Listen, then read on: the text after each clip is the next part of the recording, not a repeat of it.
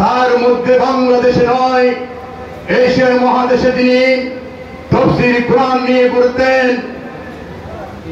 মরহুম দেলোয়ার সাদিকে রাজাকার আখ্যাতি দিয়ে জেলখানায় বন্দী করে জেলখানায় তাকে মৃত্যুবরণ করতে হয়েছে। তার নিন্দা এবং প্রতিবাদ জানায়। এবং চট্টগ্রামের আরেক কৃতি সন্তান, যাকে স্বাধীনতা বিরোধী বলে গ্রেফতার করে জেলখানায় ফাঁসি কাঠগড়ায় করেছেন, জনাব সালাউদ্দিন কাদের চৌধুরীর আত্মার মাগফিরাত কামনা করি। আর যে সমস্ত রাজাকার আখ্যাতি দিয়ে যাদেরকে ফাঁসির কাঠগড়ায় করেছেন, সমস্ত তাদের আত্মার মাগফিরাত কামনা করি। সংগ্রামী সাথী বন্ধু আমার, আপনারা জানেন দীর্ঘ 17 বছর আমরা হাসিনা বিরোধী আন্দোলন করেছিলাম। সেই কথা কেন বলতেছি? আজকে এই মঞ্চে দাঁড়িয়ে বলার সুযোগ আমার হতো না। আমি 17 বছর এই তাফসীর মাহফিলে আসার সুযোগ পাই নাই। কেননা আমরা যখন আমাদের বিরুদ্ধে আজকে অনেক মামলা জামলা দিয়েছে, আপনারা জানেন 2014 সালের ওই অবৈধ এমপি নদী সাহেব আমাদেরকে মিথ্যা মামলা দিয়ে আজকে আলম সমাজকে সমস্ত আলমকে মিথ্যা মামলা দিয়েছিল। গত বছর তাফসীর মাহফিলে আমি কোনো আসি নাই। আমাদের আলেম সমাজের এই প্রখ্যাত আলেম জনাব আব্বাসী সাহেব এখানে আসছিল আমি জানি, কিন্তু আমি আসি নাই। সেইখানে ওনাকে সহ আমাকে মিথ্যা মামলা দিয়েছিল। সেই মিথ্যা মামলায় আব্বাসী সাহেব বলেছিল, কদিন পরে বলেছিল তুমি চট্টগ্রামে আসতে পারবে না, সাতকানিয়া তুমি আসতে পারবে না। সেই নদী আর সাতকানিয়া আসতে পারে না। আলেম সমাজের কলঙ্ক।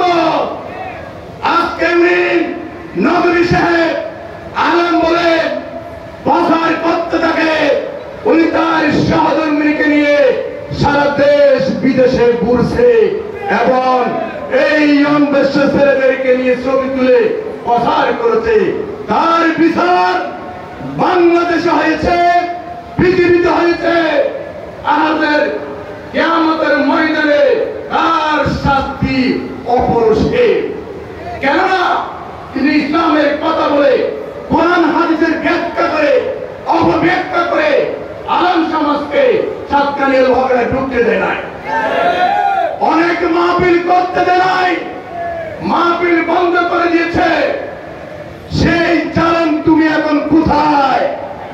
আমি আজকে এই তত্ত্বাবধানে সরকারকে অনুরোধ করতেছি, আলেম সমাজের পক্ষ হয়ে, ওই সিরাত নদীর পক্ষ হয়ে অতি অবিলম্বে নদীকে গ্রেফতার করা হোক, গ্রেফতার করে আমেরিকাতে জবাবদিহি করা হোক।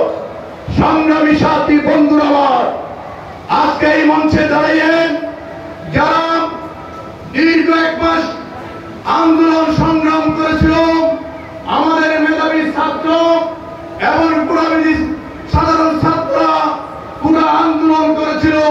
পুরো আন্দোলন করতে গিয়ে আজকে শেখ হাসিনার পতনের আন্দোলন পরিণত হয়েছিল।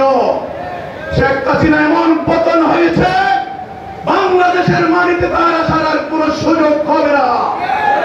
যে অত্যাচার নির্যাতন নিপীড়ন করেছেন, অনেক ছাত্রকে হত্যা করেছেন, অনেক আলেমকে হত্যা করেছেন। বাংলাদেশের আরেকটি আলেম মৌলানা মামুনুল হককে গ্রেফতার করে জেলখানায় যেভাবে নির্যাতন করেছে, সেই নির্যাতনের বিচার বাংলাদেশের মাটিতে হবে ইনশাআল্লাহ। এই সাতকানিয়া লোহাগড়ার মাটি ইসলামের ঘাঁটি, এই সাতকানিয়া লোহাগড়ার মাটি জাতীয়তাবাদী শক্তির ঘাঁটি। সংগ্রামী সাথী বন্ধু আমার, আমি একটি রাজনীতি দলের সাথে সম্পৃক্ত আছি। আমাদেরকে সবাইকে ঐক্যবদ্ধ থাকতে হবে। সমস্ত দ্বারা আমরা হাসিনা বিরোধী আন্দোলন করেছিলাম, সমস্ত রাজনীতির আমাদেরকে ঐক্যবদ্ধ থাকতে হবে। কেন? এখনো ষড়যন্ত্র হচ্ছে, ভারত থেকে ষড়যন্ত্র হচ্ছে। 3 পার্বত্য চট্টগ্রামে আজকে অশান্তি সৃষ্টি হয়েছে। কেন? তারা আবারও ষড়যন্ত্র করতেছে। এই জন্য ষড়যন্ত্রকারী যেন সফল হতে না পারে, সমস্ত মুসলমান, সমস্ত আলম সমাজকে ঐক্যবদ্ধ থাকতে হবে। সংগ্রামী সাথী বন্ধুরা, আমি যে রাজনীতি দলের কর্মী, উনি শহীদ প্রেসিডেন্ট জিয়াউর রহমান। এই জিয়াউর রহমান উনি এই সিরাতুন নবীতে আসছিল, উনি এই সাতকানিয়ায় লোহাগড়ায় সিরাতুন নবীতে আসছিল। আমার নেতাই এখানের বদ্ধ। সেই জন্য আপনার সবাই আমার নেতার জন্য দোয়া করবেন। আমার নেত্রী, দেশ নেত্রী বেগম খালেদা জিয়া অসুস্থ। আপনারা জানেন 2 কোটি টাকার একটা মিথ্যা মামলা দিয়ে ওনাকে 6 বছর জেল দিয়েছে।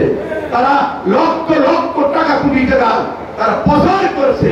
তাদের কি অবস্থা হবে আমরা জানি না।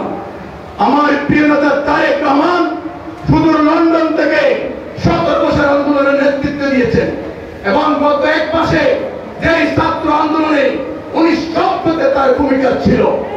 সেই জন্য সমস্ত রাজনীতি নেতৃবৃন্দকে ঐক্যবদ্ধ থেকে যতদিন পর্যন্ত এই সরকারের জন্য আমাদেরকে দোয়া করতে হবে, যেন তারা সংস্কার করে একটা সুষ্ঠু নিরপেক্ষ নির্বাচন করে জনগণের ক্ষমতা জনগণের কাছে হস্তান্তর করতে পারে। সেই ব্যাপারে আমাদের সবাইকে তাদেরকে সহযোগিতা করতে হবে। সংগ্রামী সাথী বন্ধুরা আমার, আমি আপনাদের একটা সন্তান, আপনাদের ছোট ভাই, আমাকে দোয়া করবেন। আমি ইউনিয়ন পরিষদের নির্বাচন চেয়ারম্যান ছিলাম।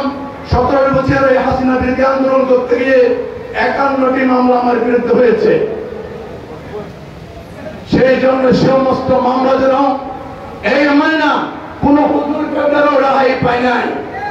সেই জন্য আগামী জাতীয় সংসদের নির্বাচন বাংলাদেশের জন্য অত্যন্ত গুরুত্বপূর্ণ নির্বাচন। এই নির্বাচনে আমাদেরকে সঠিক সিদ্ধান্ত নিতে হবে। কেননা বাংলাদেশের জন্য কোনো জালেম আর কোন বাংলাদেশের মাটিতে প্রতিষ্ঠিত না হয়, সেই ব্যাপারে আমাদেরকে সতর্ক থাকতে হবে। আমিও আগামী দিনে সাতকানিয়া লোহাগড়া মানুষের পাশে থাকতে চাই, সাতকানিয়া লোহাগড়া মানুষের ভাগ্যের পরিবর্তন করতে চাই। আপনারা সবাই আমাকে দোয়া করবেন, আমি আপনাদের জন্য দোয়া করি। সবাইকে এই শহীদের জন্য দোয়া করার আহ্বান জানিয়ে আমার সংক্ষিপ্ত বক্তব্য এখানে শেষ করছি। খুদা হাফেজ। বাংলাদেশ জিন্দাবাদ। আসসালামু আলাইকুম রহমতুল্লাহি ওয়া বারাকাতুহু।